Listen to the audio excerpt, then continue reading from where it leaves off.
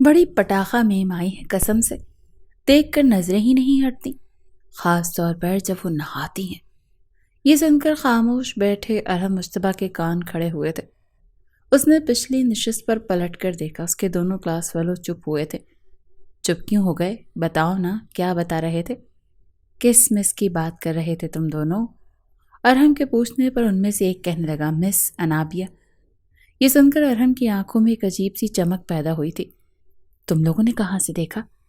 ارے وہ کالج کے top floor سے مس انابیہ کے ہاسٹل کے کمرے کا واش روم صاف دکھتا ہے۔ یہ سن کر ارحم کہنے لگا، اور تم لوگ یہ سب کب دیکھتے ہو؟ چھٹی کے بعد، جب وہ ہاسٹل جاتے ہی نہاتی ہیں۔ آج میں بھی دیکھوں گا۔ ارحم کی بات پر وہ دونوں لڑکے بھی خوش ہو گئے۔ جیسے ہی کالج کی چھٹی ہوئی، وہ تینوں لڑکے کالج سے باہر جانے کے بجائے ٹاپ فلور پر چڑھ گئے تھے اور وہاں سے سامنے گرلز ہاسٹل کو دیکھنے لگے۔ گرلز ہاسٹل کے جس کمرے کا واش روم صاف دکھائی دے رہا تھا، وہ واش روم بیرونی طرف تھا اور اس کی بڑی سے شیشے کی کھڑکی تھی جس کا سارا شیشہ کالا تھا۔ شیشے کے آگے پردہ موجود تھا، مگر جس وقت مس انابیہ نہاتی تب سورج کی روشنی کچھ اس طرح شیشے پر پڑتی کہ ان کا نہاتے ہوئے عکس واضح دکھائی دیتا تھا۔ تینوں لڑکوں کی نظریں جھپکنے کو تیار نہ تھیں جب انہوں نے اپنی ٹیچر کو واش روم میں آتے ہوئے دیکھا۔ سامنے دروازے پر لگے کیل پر ان کی مس نے اپنے کپڑے اتار کر لٹکائے تھے اور پھر شاور کھول کر نہانے لگی۔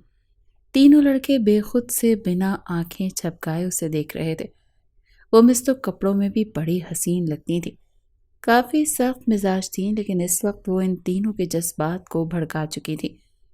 ارحم نے اپنی جیب سے موبائل نکالا اور زوم کر کے ویڈیو بنانے لگا۔ اس کے دوست نے کہا، ارحم یہ کیا کر رہے ہو؟ پاگل تو نہیں ہو گئے؟ اس نے ہونٹوں پر انگلی رکھی اور کہنے لگا، شش، تم اپنا کام کرو اور مجھے اپنا کام کرنے دو۔ بڑی دلچسپی سے اس نے ساری ویڈیو بنائی تھی، یہاں تک کہ کپڑے پہنتے ہوئے کی بھی۔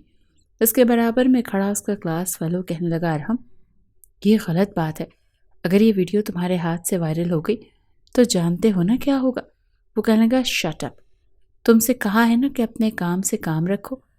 وہ دونوں لڑکے چپ ہو گئے۔ ارحم نے بڑی کمینگی سے مسکراہٹ اپنے چہرے پر سجائی اور موبائل اپنی جیب میں ڈال کر نیچے اتر گیا۔ دل ہی دل میں سوچنے لگا، بہت اکڑ ہے نا تم میں انابیہ، تم نے میرے منہ پر تھپڑ مارا تھا، اب دیکھو میں تمہیں کہیں بھی منہ دکھانے کے قابل نہیں چھوڑوں گا۔ جب یہ ویڈیو وائرل ہوگی تو تم کسی کو بھی منہ دکھانے کے قابل نہیں رہو گی۔ ارحم کے دماغ میں ایک شیطانی آئیڈیا نے جنم لیا تھا۔ وہ اپنی اہانت کا بدلہ مس انابیہ سے لینا چاہتا تھا۔ اسے یاد آنے لگا کہ کس طریقے سے اس نے اسے ساری کلاس کے سامنے ذلیل کیا تھا۔ ارحم مشتبہ کا تعلق ایک امیر گھرانے سے تھا۔ اپنے والدین کا اکلوتا ہونے کے ناطے وہ نہایت ضدی اور بدتمیز قسم کا لڑکا تھا۔ جس چیز کو اپنے لیے پسند کر لیتا یا تو اسے حاصل کر لیتا، اور کبھی ممکن ہوتا کہ اسے حاصل نہیں کر سکتا تو اسے توڑ دیتا اور کسی کے بھی استعمال کے قابل نہیں چھوڑتا تھا۔ ایک بار وہ ایک مال میں گیا، وہاں اسے ایک پرفیوم اچھا لگا۔ جیسے اس نے کہا کہ مجھے یہ خریدنا ہے تو کاؤنٹر پر کھڑے سیلز مین نے کہا، سر یہ بک ہو چکا ہے، آپ کوئی اور لے لیں۔ اتفاق تھا کہ وہ پرفیوم واحد وہاں پر موجود تھا اور اس جیسا پرفیوم وہاں کوئی اور تھا بھی نہیں۔ ارحم کہنے لگا، جب مجھے یہ پسند ہے تو میں یہی لوں گا۔ جس نے یہ خریدا ہے آپ اس کو اس کی قیمت واپس کر دیں، میں آپ کو اس کی ڈبل قیمت دینے کو تیار ہوں۔ سیلز مین کہنے لگا، دیکھیں سر ایسا نہیں ہوتا، آپ یہ نہیں کر سکتے، اس کی قیمت آپ جتنی مرضی بڑھا لیں، لیکن یہ اس شخص کی امانت ہے، اس کی پوری قیمت ادا کر چکا ہے۔ ارحم نے کہا، میں نے آپ سے کہا نا کہ میں یہی پرفیوم لینا چاہتا ہوں، میں آپ کو 10,000 کی جگہ 25 سے 30,000 بھی دے سکتا ہوں۔ بڑے سخت اور غصیلے لہجے میں اس نے کہا، سر میں آپ کو یہ پرفیوم نہیں دے سکتا، I am sorry. Sales man نے معذرت کی۔ ارحم نے وہ پرفیوم پیکٹ سے باہر نکالا اور اسے زمین پر پٹخ کر توڑ دیا۔ یہ دیکھ کر سیلز مین تو حیران ہوا ہی تھا، لیکن وہاں موجود بہت سے کسٹمر بھی یہ حرکت دیکھ کر حیران رہ گئے۔ ایک قیمتی پرفیوم کو توڑنے میں اس نے لمحہ بھی برباد نہیں کیا تھا۔ وہ کہنے لگا، جو چیز میری نہیں ہو سکتی اسے میں کسی اور کا بھی ہونے نہیں دیتا۔ اس وقت وہ 8ویں جماعت کا طالب علم تھا، لیکن اس کا گھمنڈ، اس کا غرور ایسا تھا، لگتا تھا جیسے کہ پورے شہر پر اس کی بادشاہت ہے، ہر چیز اس کی ملکیت ہے۔ پڑھائی میں وہ اتنا اچھا نہیں تھا، ہر بار اپنے ٹیچرز کو پیسے دے کر ایک شاندار رزلٹ بنواتا تھا، اور جو ٹیچر اس کی فرمائش کو پورا نہیں کرتا تھا اسے ڈانٹتا تھا تو اس کے گھر پر یا تو پتھراؤ کرواتا یا اپنی گاڑی اس ٹیچر کے پاس سے تیزی سے گزارتے اسے ٹکر مار دیتا تھا۔ اس کی ٹانگ فریکچر ہو جاتی یا ایکسیڈنٹ سے اس کو نقصان پہنچ جاتا۔ اس کے نزدیک کسی چیز کی کوئی اہمیت نہیں تھی، نہ انسانوں کی اور نہ چیزوں کی۔ وہ سمجھتا تھا کہ وہ جو چاہے گا وہ کر سکتا ہے۔ یہاں تک کہ بورڈ کے پیپرز میں بھی اس نے یہ حرکت کی تھی، پیسے دے کر اپنے نمبرز پڑھائے تھے۔ کچھ تو ویسے بھی ماں باپ کا لاڈلا تھا، اسی لیے اسکول میں داخلہ لیٹ ہوا تھا۔ پھر شروع کی کلاسوں میں اس کی کارکردگی کچھ اچھی نہیں تھی، اسی لیے کئی سال اس کے بچپن میں ضائع ہو چکے تھے۔ وہ اپنی کلاس میں باقی بچوں کی بنسبت سب سے 2-3 سال بڑا ہی تھا، اسی لیے جب کالج پہنچا تو اس کی عمر سے 22 سال تھی۔ کالج لڑکوں کا تھا، لیکن ٹیچرز میں کچھ میل تھے اور کچھ فیمیل تھی۔ یوں تو کافی عمر کے ٹیچر کالج میں پڑھانے کے لیے آتے تھے، لیکن مس انابیہ ہی کی عمر کم تھی۔ وہ شاید اس لڑکی کی ذہانت اور کم عمری تھی۔ اس نے 2 کلاسیں ایک سال میں کی تھی، اسی لیے اس کے اعلیٰ قسم کے ریکارڈ کو دیکھتے ہوئے اسے کالج میں جاب بآسانی مل گئی تھی۔ وہ دوسرے شہر سے آئی تھی، اسی لیے بوائز کالج کے پچھلے جانب بنے گرلز ہاسٹل میں ہی اس کی رہائش تھی۔ کیونکہ وہ کالج کے قریب تھا، اسی لیے اس کا آنا جانا آسان تھا۔ بہرحال جب اس نے پہلی دفعہ سیکنڈری کی کلاس لی تو لڑکے اس سے دیکھ کر یہ سمجھے کہ شاید وہ کوئی اسٹوڈنٹ ہے اور غلطی سے آ گئی ہے، لیکن جب پتہ چلا وہ تو ان کی ٹیچر ہے تو لڑکوں کی تو جیسے عید ہو گئی تھی۔ اتنی کم عمر اور خوبصورت ٹیچر دیکھ کر لڑکوں کے تو عیش ہو گئے تھے۔ شروع میں انہیں لگا کہ اس ٹیچر کے ساتھ ان کا وقت بڑا ہی اچھا گزر جائے گا، لیکن وہ نہیں جانتے تھے کہ وہ بہت اسٹرکٹ قسم کی ٹیچر ہے۔ ایک ہفتے کے اندر اندر سب لڑکوں کو اندازہ ہو گیا تھا کہ اگر وہ بدتمیزی کریں گے یا کچھ ذو معنی جملے بولیں گے تو سیدھا تھپڑ ان کے منہ پر پڑے گا۔ ارحم تب چھٹی پر تھا جب مس انابیہ نے کالج جوائن کیا۔ جب وہ 1 ہفتے بعد آیا تو اپنے سے چند سال بڑی لڑکی کو ٹیچر کے روپ میں دیکھ کر بڑا حیران ہوا تھا۔ انابیہ نے کہا کہ آپ 1 ہفتے سے کہاں غائب تھے؟ نہ تو آپ کی کوئی لیو تھی اور نہ ہی کوئی اپلیکیشن۔ ارحم ویسے ہی اپنی سیٹ پر بے نیازی سے بیٹھا رہا۔ وہ کہنے لگا بس میرا موڈ نہیں تھا، اسی لیے نہیں آیا۔ اپنے ہاتھ کی دونوں انگلیوں میں بال پین گھماتے ہوئے اس نے یہ کہا تھا۔ یہ سن کر انابیہ کو تو جیسے تپ چڑھ گئی تھی۔ وہ کہنے لگی کھڑے ہو جاؤ۔ کہنے لگا واٹ؟ وہ اپنی کلاس میں سب سے زیادہ امیر لڑکا تھا، اسی لیے اپنی منمانی کرتا تھا۔ باقی کے پروفیسرز اور ٹیچرز اسے اگنور کرتے تھے، کیونکہ اسے کچھ کہنے کا مطلب یہ تھا کہ کوئی نہ کوئی نقصان ان کا ہو ہی جائے گا۔ انابیہ بھی اس بات سے بے خبر تھی۔ وہ کہنے لگی میں نے کہا کھڑے ہو جاؤ۔ انابیہ کا لہجہ سخت تھا اور ہم نے دائیں بائیں اپنی کلاس والوں کو دیکھا جو تمسخرانہ ہنسی دبا رہے تھے۔ اس کو غصہ تو بہت آیا، لیکن کھڑا ہو گیا۔ قد میں وہ اپنے ٹیچر سے 4 سے 5 انچ بڑا تھا، صحت کے حساب سے بھی اچھے ڈیل ڈال کا مالک تھا۔ انابیہ کہنے لگی ٹیچر سے بات کرنے کی تمیز نہیں ہے تمہیں؟ یہ سن کر ارحم نے اپنے ابرو چڑھائے تھے۔ وہ کہنے لگا میں نے کہاں بدتمیزی کی ہے آپ سے؟ وہ کہنے لگی آئندہ چھٹی کرو تو اپلیکیشن جمع کروا کر جانا، ورنہ خواہ مخواہ کی چھٹیوں پر میں پنش کرتی ہوں۔ تم نے پہلی بار غلطی کی ہے، اسی لیے تمہیں انفارم کر رہی ہوں۔ اور یہ ٹائی کیسے باندھی ہے تم نے؟ اپنی ٹائی درست کرو۔ اور یہ شرٹ پینٹ سے باہر کیوں ہے؟ تم کالج میں آئے ہو یا اپنے ڈرائنگ روم میں بیٹھے ہو؟ چلو کلاس سے باہر نکلو اور اپنا حلیہ درست کر کے کلاس میں آؤ۔ انابیہ کی بات سن کر بڑی تیکھی نظروں سے اس نے انابیہ کو دیکھا تھا۔ وہ کہنے لگا ایکسکیوز می ٹیچر، شاید آپ جانتی نہیں ہیں کہ میں کون ہوں۔ انابیہ کہنے لگی تم اس کلاس میں یونیفارم میں موجود ہو، اس کا مطلب یہ ہے کہ اسٹوڈنٹ ہی ہو، اور اس سے زیادہ مجھے تمہارے بارے میں جاننے میں کوئی دلچسپی نہیں ہے۔ چلو جاؤ اور جا کر اپنا حلیہ درست کر کے آؤ۔ سب لڑکے ارحم کی ہونے والی بے عزتی پر دبی دبی ہنسی ہنس رہے تھے۔ جب انابیہ نے کہا کہ جاؤ، کیپ کوائٹ ناؤ، مجھے کلاس میں بھی فضول شور پسند نہیں ہے، آپ لوگ اپنی بکس نکالیں۔ ارحم کلاس سے باہر چلا گیا، اپنی ٹائی کو درست کیا، اپنی شرٹ پینٹ کے اندر دی اور انسان کا بچہ بن کر وہ کلاس کے دروازے کے پاس کھڑا ہوا تھا۔ مس میں آئی کم ان؟ بڑی تمیز کے دائرے میں اس نے کہا تھا۔ انابیہ نے اس کا درست حلیہ دیکھ کر کہا او یس آئیے۔ وہ اندر آیا اور اپنی سیٹ پر بیٹھ گیا۔ انابیہ لیکچر سمجھا رہی تھی اور وہ بڑی بے نیازی اور غائب دماغی سے بیٹھا سامنے رجسٹر پر آڑھی ٹیڑھی لکیریں مار رہا تھا۔ انابیہ نے ایک نظر پوری کلاس پر دوڑائی، سبھی متوجہ تھے سوائے ارحم کے۔ وہ کہنے لگی ارحم اسٹینڈ اپ۔ یہ سن کر وہ کچھ گھبرا گیا۔ کھڑا ہوا تو انابیہ اس سے سوال کرنے لگی جو لیکچرز نے سمجھایا تھا اس کے متعلق، اور وہ چپ کھڑا رہا۔ وہ کہنے لگی میں نے پوچھا ہے، میں نے کیا سمجھایا بتاؤ مجھے۔ وہ کہنے لگا میں نے سنا نہیں۔ وہ کہنے لگی تم یہاں پڑھنے نہیں آتے؟ اگر پڑھنا نہیں ہے تو کیوں اپنے ماں باپ کے پیسے ضائع کر رہے ہو؟ وہ کہنے لگا آپ کو اس سے مطلب نہیں ہونا چاہیے، آپ اپنا کام کریں، آپ پڑھانے آئی ہیں نا تو پڑھائیں، جس نے پڑھنا ہوگا وہ پڑھے گا، جسے نہیں پڑھنا وہ نہیں پڑھے گا۔ آپ نے سب کا ٹھیکہ تو نہیں لے رکھا۔ کب سے وہ اس نئی پٹاخہ میں اس کی باتیں سن رہا تھا جو دکھنے میں بے حد حسین تھی لیکن اتنی ہی تیز ترار اور سخت مزاج بھی تھی۔ یہ سن کر انابیہ نے اسے غصے سے دیکھا اور کہنے لگی تمہیں ٹیچر سے بات کرنے کی تمیز نہیں ہے؟ وہ کہنے لگا تمہیں کب سے سمجھا رہا ہوں کہ بی بی اپنے کام سے کام رکھو اور خاص طور پر میرے معاملات میں تو دخل اندازی دینے کی کوشش بھی مت کرنا۔ انابیہ کہنے لگی چلو باہر نکلو۔ وہ کہنے لگا ایک بار کہی ہوئی بات سمجھ نہیں آتی تمہیں؟ کہا ہے نا اپنے کام سے کام رکھو۔ اور ہم کا لہجہ بدتمیزی سے بھرا ہوا تھا اور سخت بھی تھا۔ انابیہ نے اس کا ہاتھ پکڑا اور اسے کلاس سے باہر لے گئی اور سیدھا پرنسپل کے آفس میں لے جا کر اس کو کھڑا کیا۔ پرنسپل اسے دیکھ کر پھر انابیہ کو دیکھنے لگا۔ کہنے لگا یس مس انابیہ۔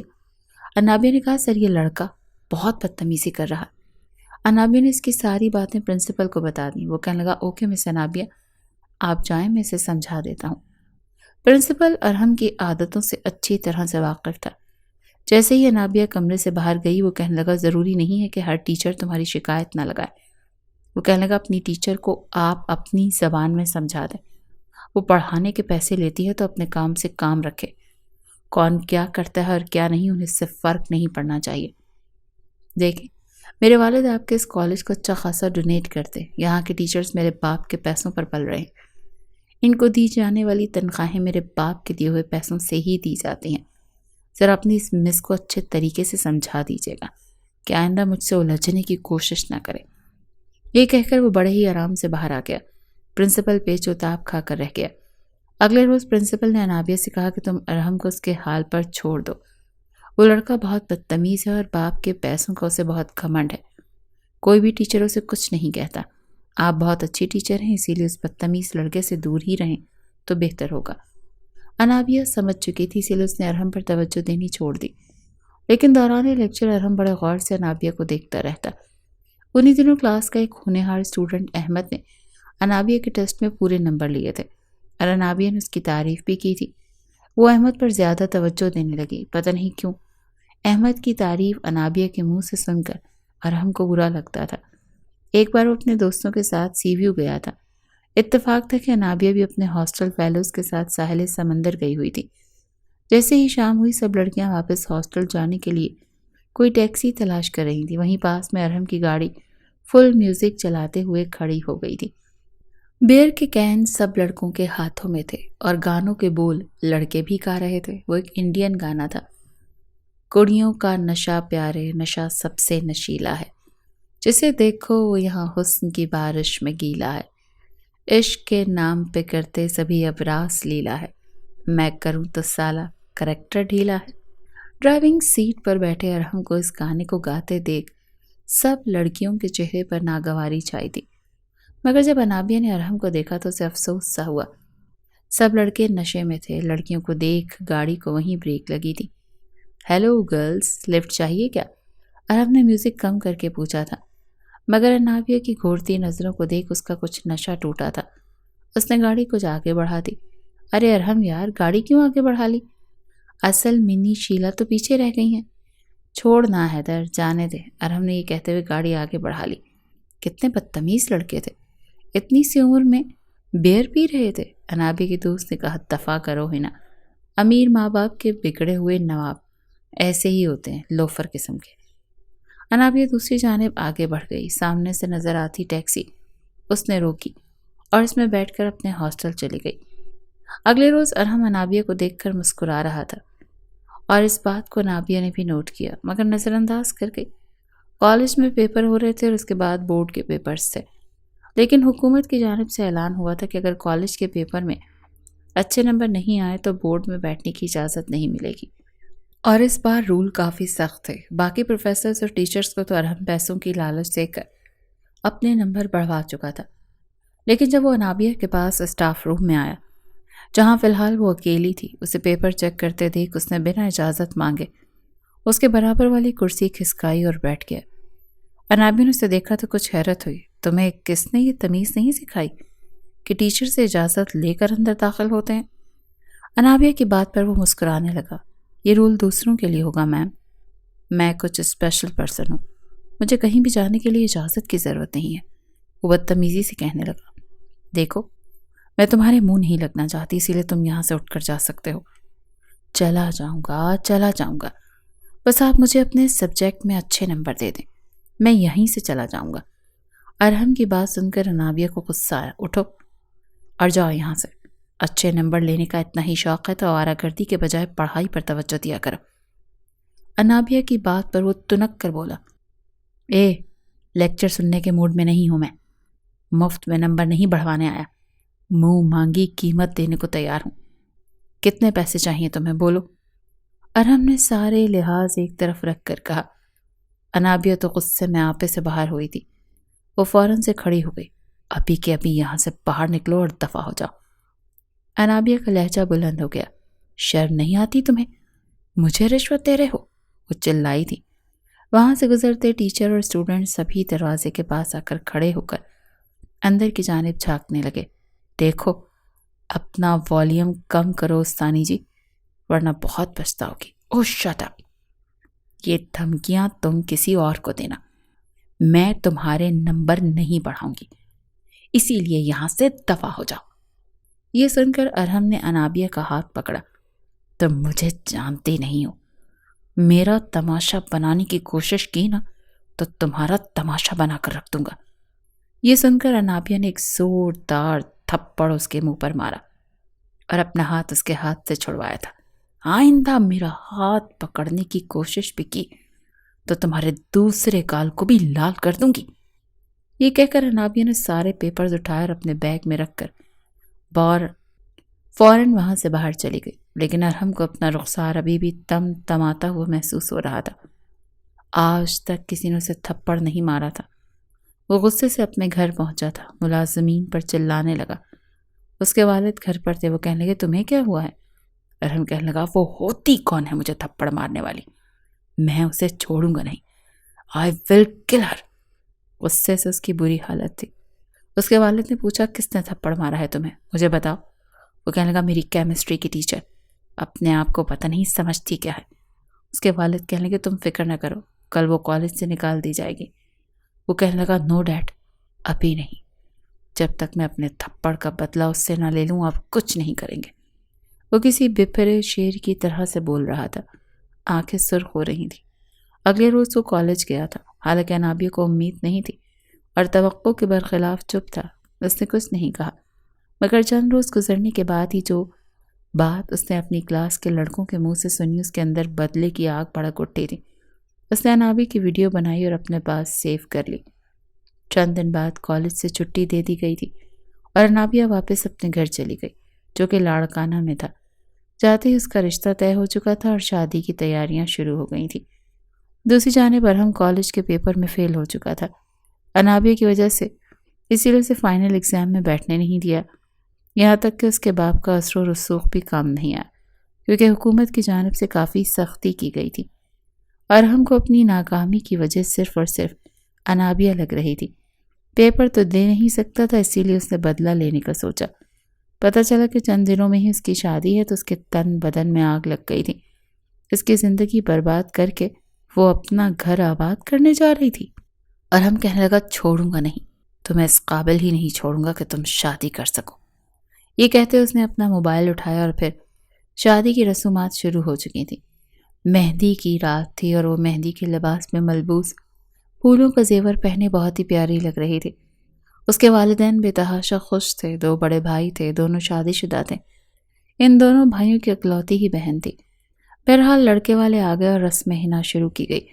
جب لڑکے والوں کے ساتھ آنے والے مہمانوں نے موبائل پر ایک ویڈیو دیکھی اور اس ویڈیو کو دیکھتے ہی خوشیوں کا یہ ماحول صفے ماتم بن کر رہ گیا۔ انابیہ کی ویڈیو وائرل ہو چکی تھی۔ وہیں کھڑے مہمانوں نے ایک شور سا مچا دیا کہ یہ شادی نہیں ہو سکتی کیونکہ لڑکی بد کردار ہے۔ انہیں یہ نہیں جانتی تھی کہ یہ ویڈیو کیسے وائرل ہوئی، نہ یہ پتا تھا کہ کس نے بنائی اور کیسے بنائی۔ اس کے نہاتے ہوئے کی ویڈیو دیکھ کر اس کے والد تو اپنا دل پکڑ کر بیٹھ گئے۔ لڑکے والے واپس جا چکے تھے، رشتہ ختم ہو چکا تھا اور یہ صدمہ اس کے باپ سے برداشت نہیں ہوا۔ وہ جانتے تھے کہ لوگ ان سے طرح طرح کے سوال پوچھیں گے، ان کی بیٹی تو بدنام ہو کر رہ گئی تھی، اب اسے کوئی بھی عزت سے اپنائے گا نہیں۔ اور یہ چھوٹی بات نہیں تھی، بہت بڑی بات تھی۔ اس کے والد کا 2 دن میں انتقال ہو گیا۔ اس کی ماں کا رو رو کر برا حال تھا اور وہ بے یقینی سے ہر ایک کا چہرہ دیکھ رہی تھی۔ انابیہ نے تو کبھی خواب میں بھی نہیں سوچا تھا کہ اس کی قسمت میں کچھ ایسا لکھا ہوا ہوگا۔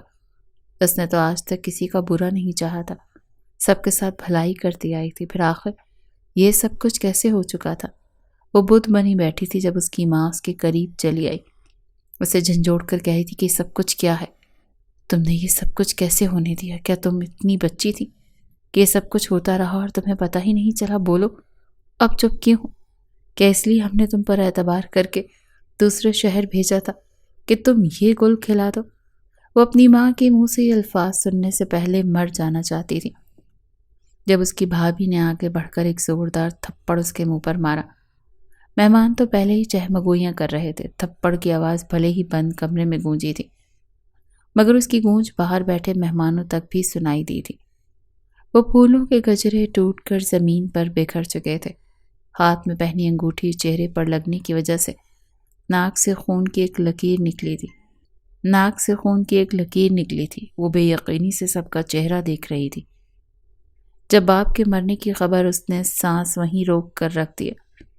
وہ پہلی بار تھا جب وہ بولی تھی، روتے ہوئے باپ کی میت کے پاس آ کر اپنے باپ کا ہاتھ پکڑ چکی تھی اور رو رو کر کہہ رہی تھی کہ بابا، آپ ایسے خاموش نہیں ہو سکتے، بولیے نا۔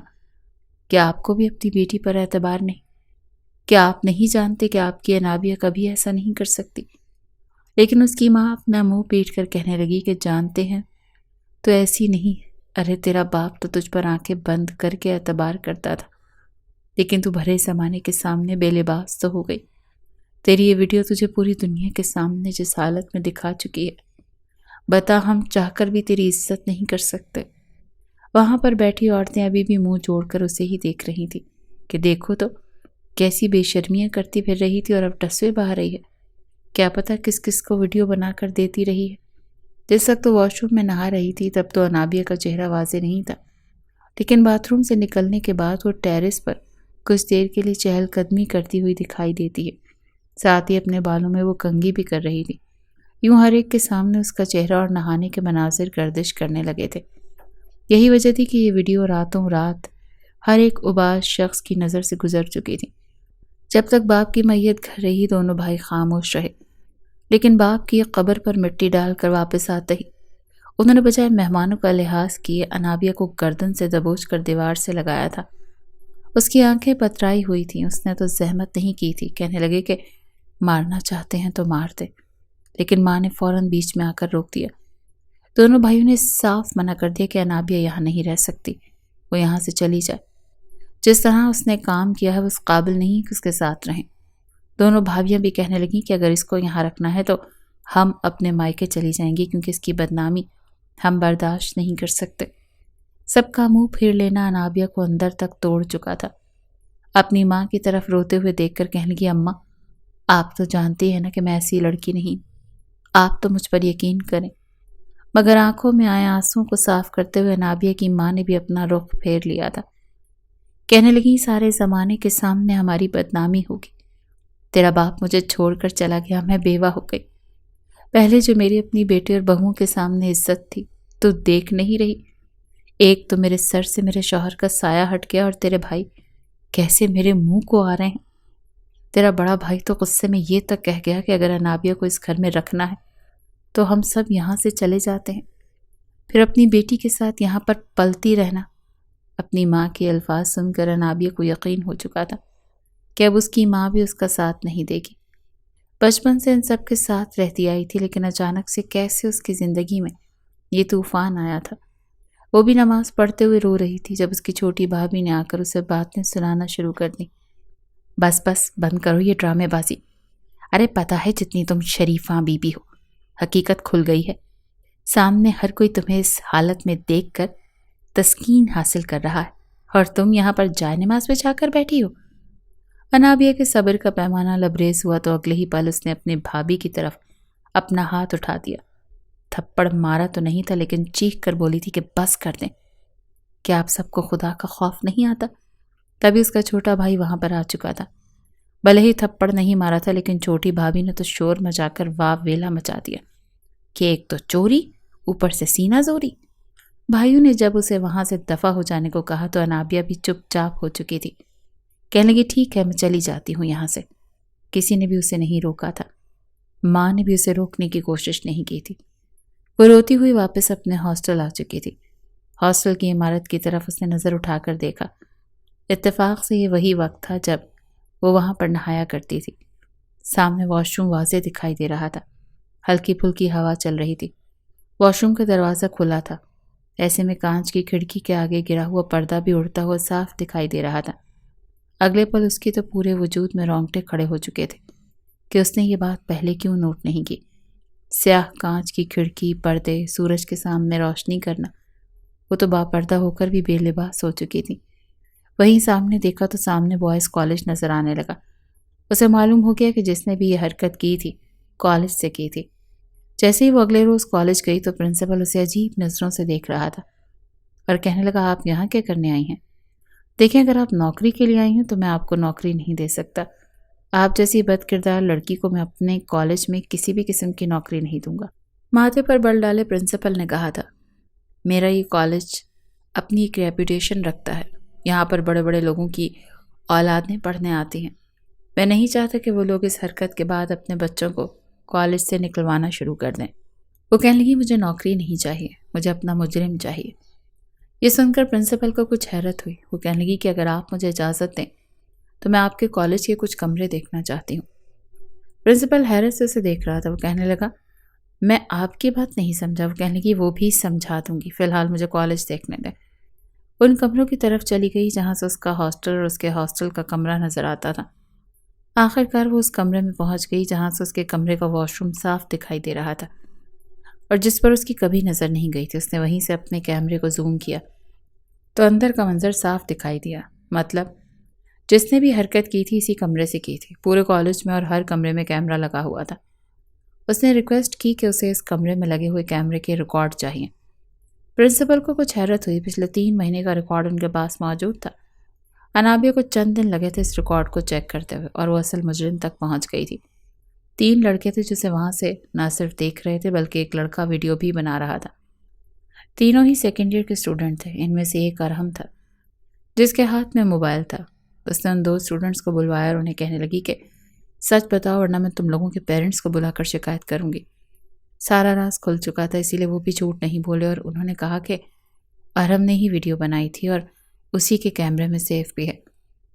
جیسے ہی انہوں نے سر اٹھایا انابیہ نے سرخ ہوتی آنکھوں سے ان دونوں لڑکوں کو دیکھا اور اس کے بعد ایک زوردار تھپڑوں کی آواز کی گونج تھی۔ سناٹے دار تھپڑ اس نے دونوں لڑکوں کے منہ پر مارا تھا کیونکہ یہ دونوں لڑکے تو اسے نہ جانے کب سے نہاتے ہوئے دیکھ رہے تھے۔ دونوں کے منہ پر تھپڑوں کی برسات کرنے کے بعد کہنے لگی کیا تم لوگوں کو ایک بار بھی شرم نہیں آئی؟ کیا تم لوگوں کے دل میں ایک ٹیچر کا یہی احترام ہے؟ پرانے وقتوں میں جانتے ہو استاد کی کتنی عزت کی جاتی تھی، استاد کو ماں باپ کا درجہ دیا جاتا تھا۔ اگر کبھی کوئی بچہ گھر جا کر اپنے استاد کی شکایت لگاتا تو اسے آگے سے 2 پڑھتی تھی کہ وہ والدین سے زیادہ اساتذہ بچے پر رکھتے، وہ ان کی تربیت کرتے ہیں، مگر تم لوگ، شرم آنی چاہیے تم لوگوں کو، میں تم لوگوں کو کبھی معاف نہیں کروں گی۔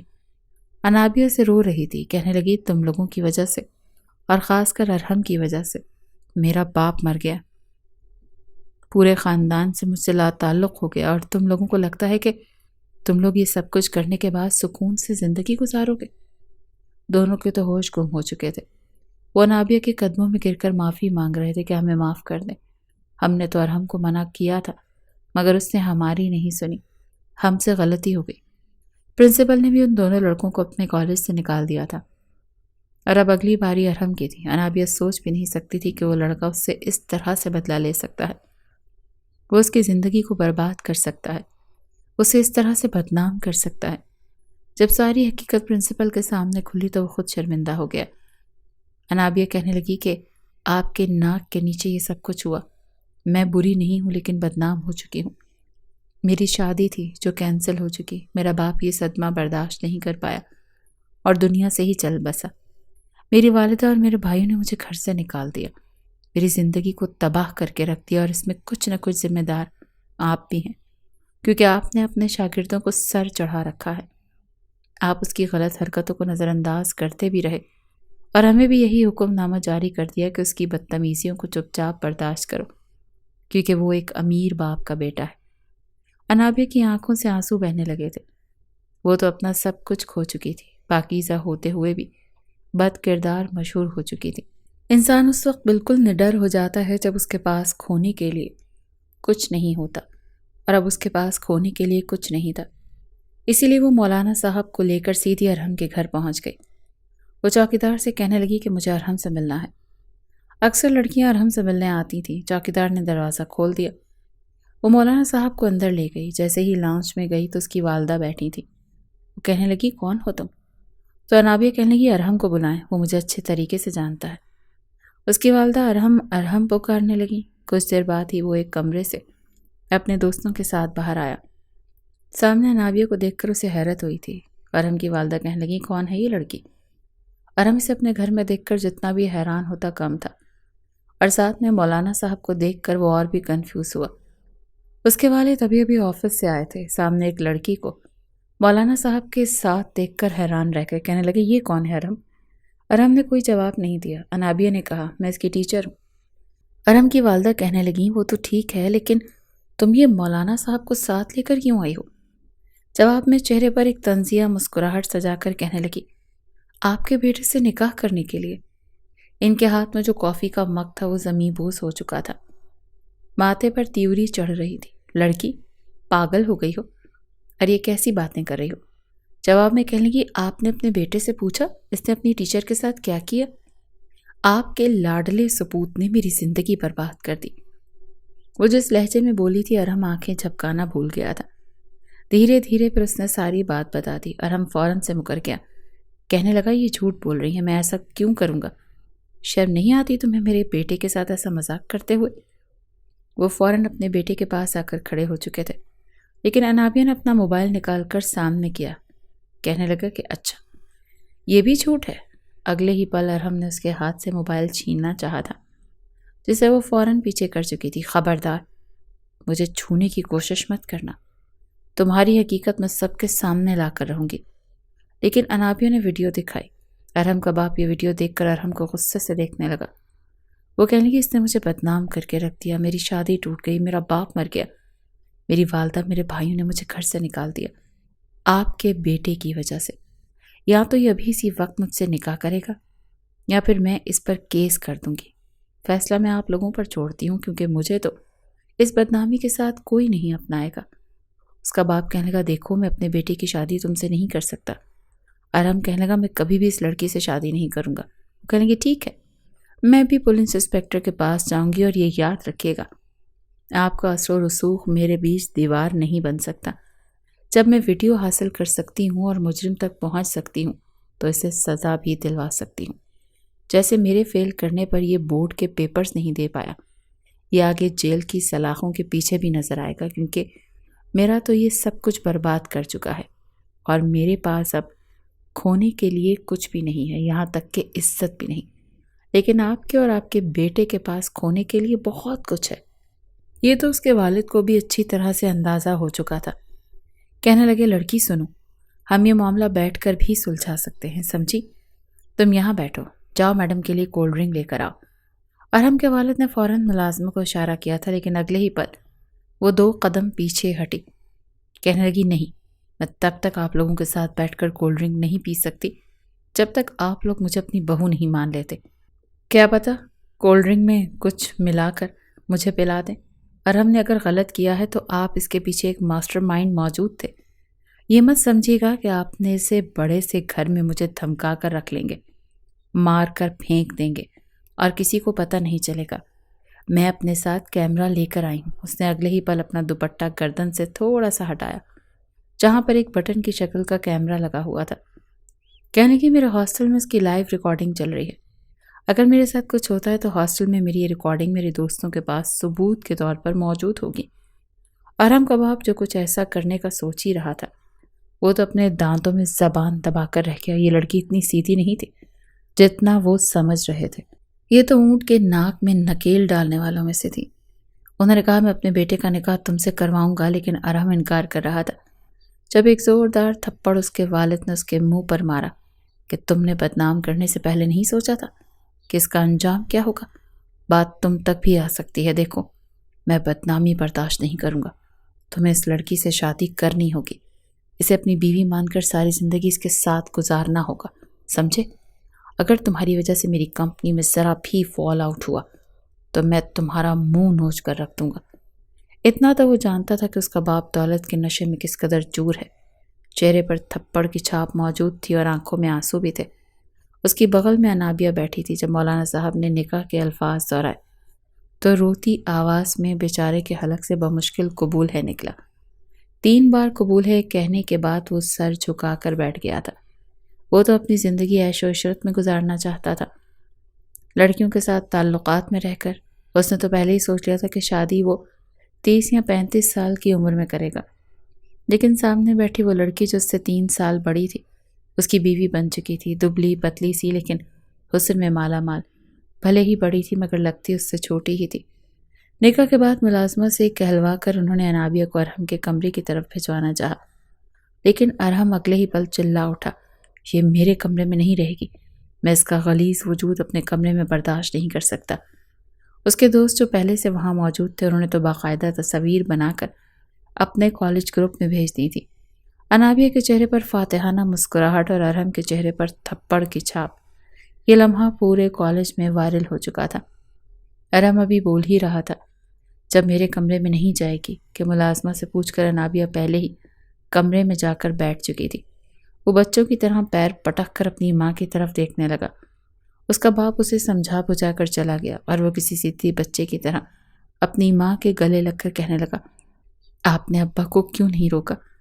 میں بالکل بھی ایسی لڑکی سے شادی نہیں کر سکتا جو ایسے کردار کی ہو، جسے ہر کوئی دیکھ چکا ہو۔ لیکن اس کی ماں بھی اس وقت سرد مزاجی سے جواب دے چکی تھی، کس نے کہا تھا یہ غلط حرکت کرو؟ دیکھو ارحم، میں نے تمہیں پہلے ہی کہا تھا لڑکیوں کے ساتھ آؤٹنگ پر جانا، دوستی کرنی ہے، جو کچھ کرنا ہے کرو، لیکن کبھی بھی میڈیا اور باپ کی نظروں میں مت آنا۔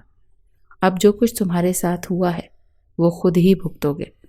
بار بار اس کے نمبر پر میسیجز اور کالز آ رہی تھیں کہ یہ کیا ہو گیا، مس انابیہ کی شادی ارحم سے ہو گئی۔ ارے ارحم ہی تو تھا جس نے انابیہ کی ویڈیو بنا کر وائرل کی تھی، اس کے ساتھ یہی ہونا چاہیے تھا۔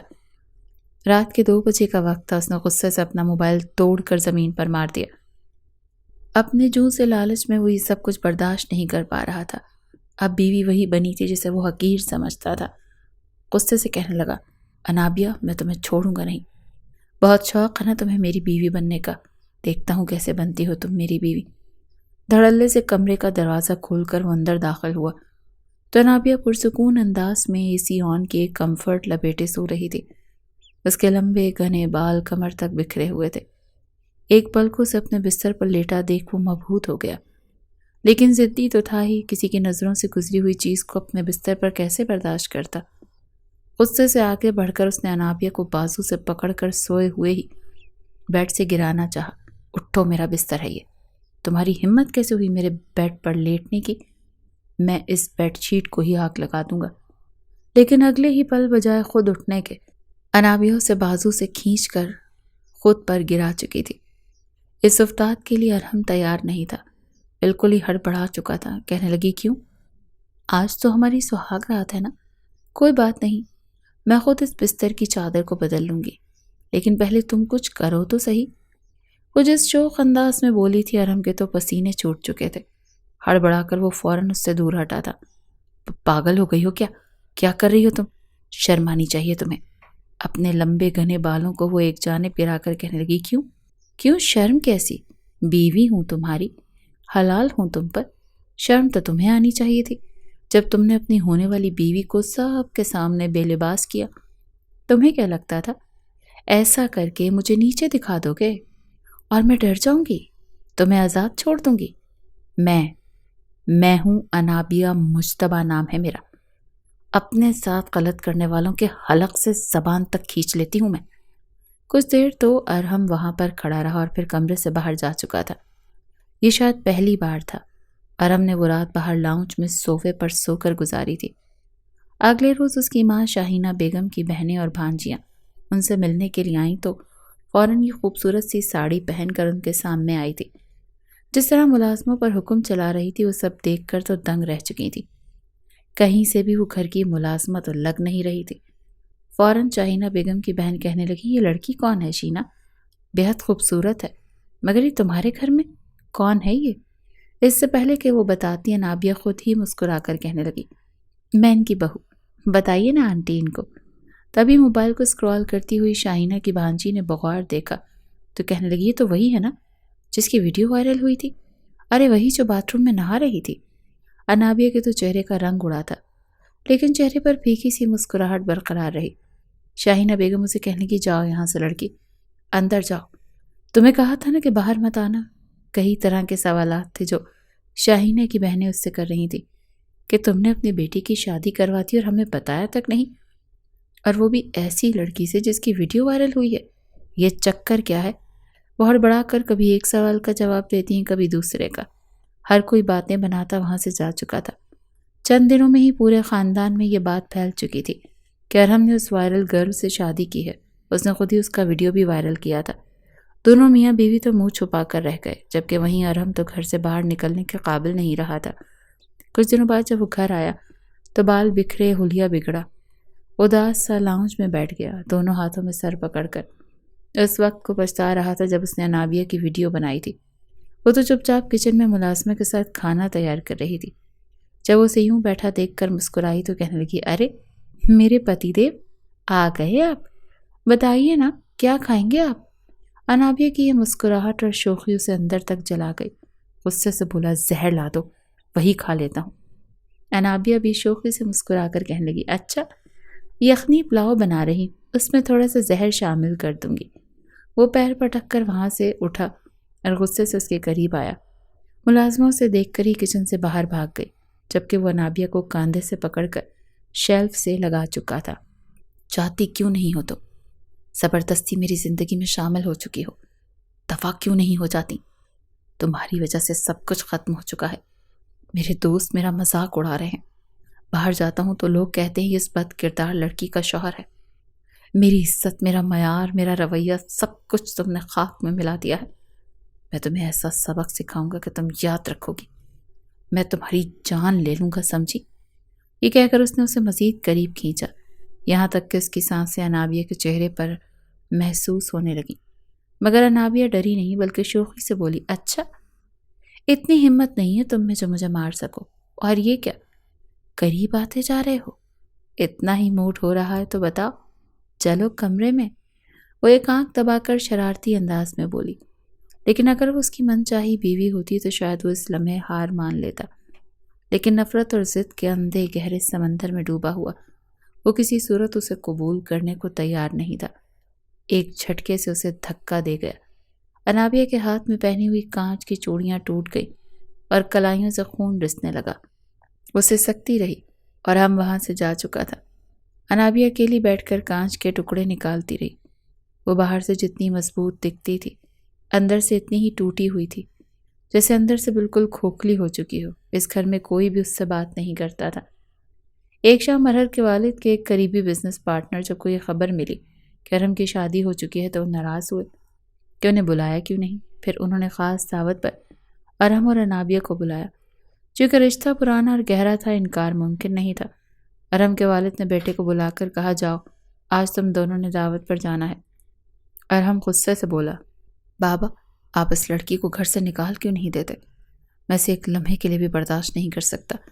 اور اب آپ کے دوست کے ہاں جا کر میں کیسے خوش رہنے کی ایکٹنگ کروں گا؟ مگر باپ کے ڈانٹنے پر مجبور اسے انابیہ سے کہنا ہی پڑا، تیار ہو جاؤ، ہمیں دعوت پر جانا ہے. انابیہ نے الماری سے 2 میکسیاں نکالی اور پوچھا، بتاؤ کس کلر کی میکسی پہنوں یا ساڑی پہن لوں؟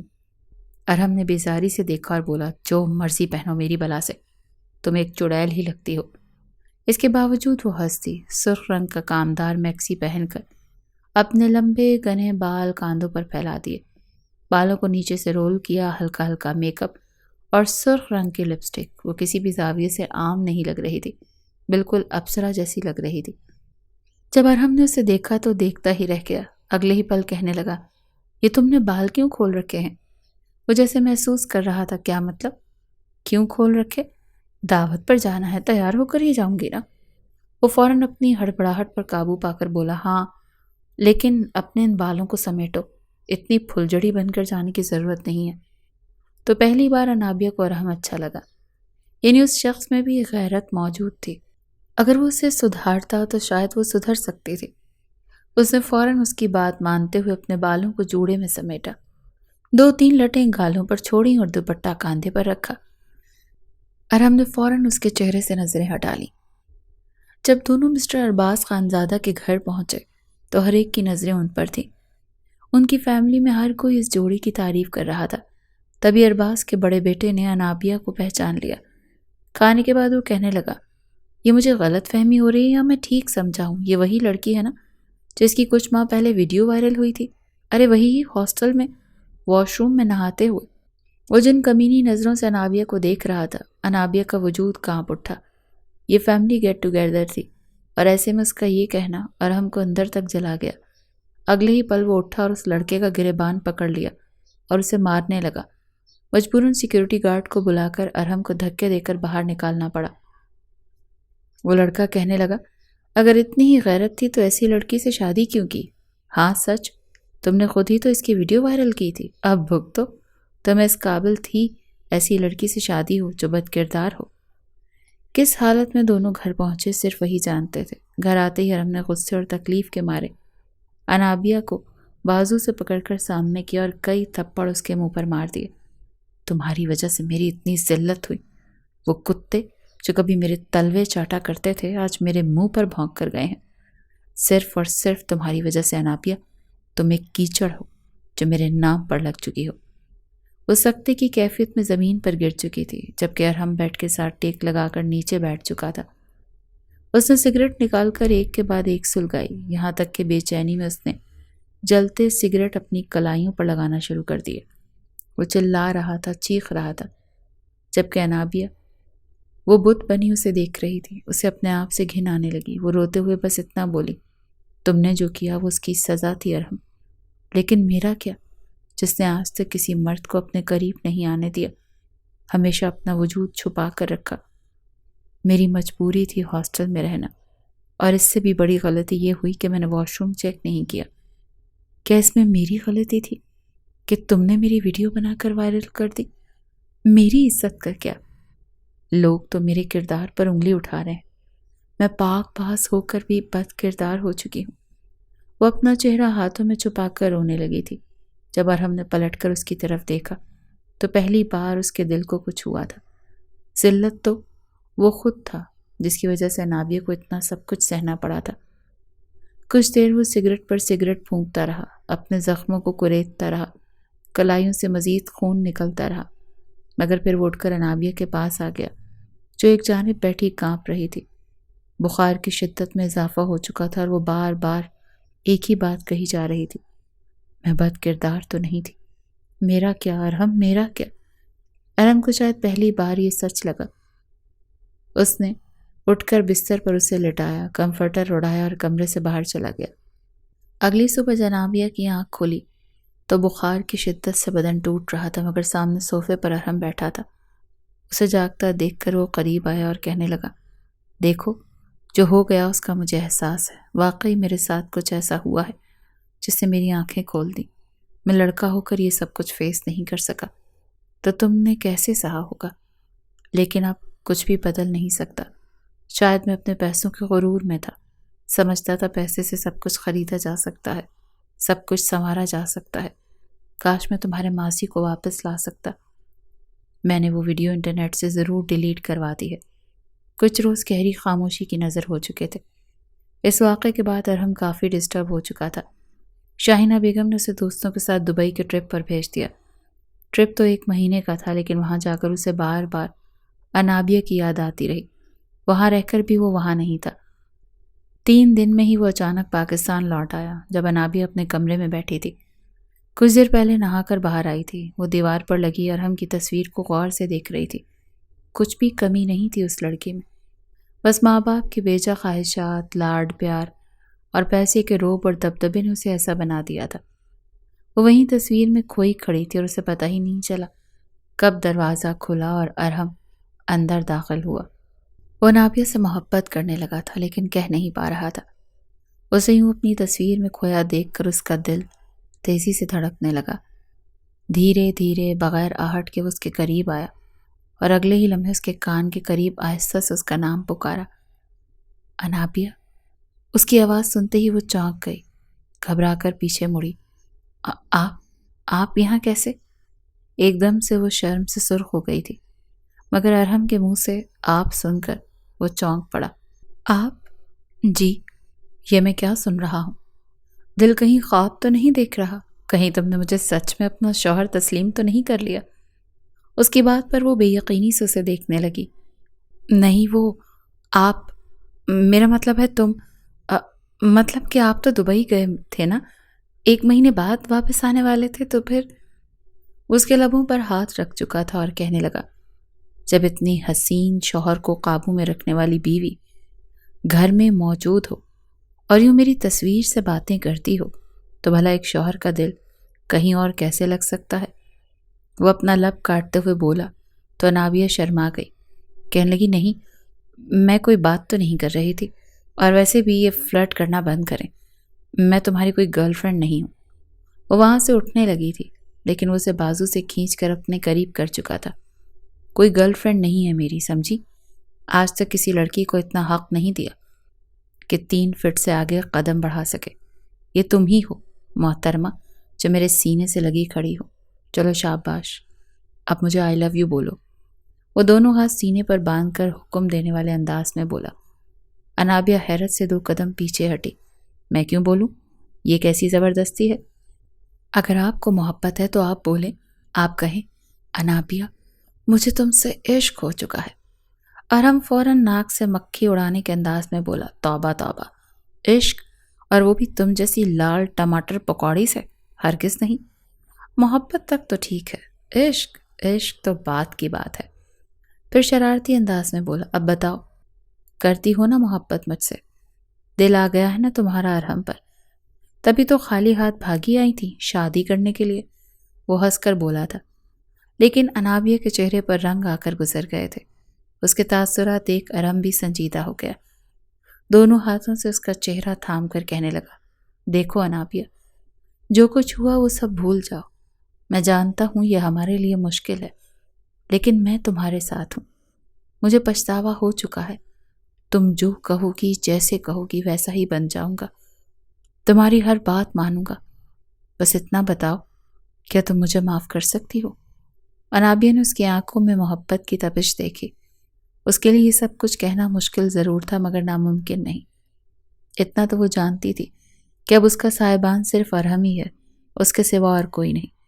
پھر آخر کب تک وہ ارحم سے ناراضگی کا ناٹک کرتے؟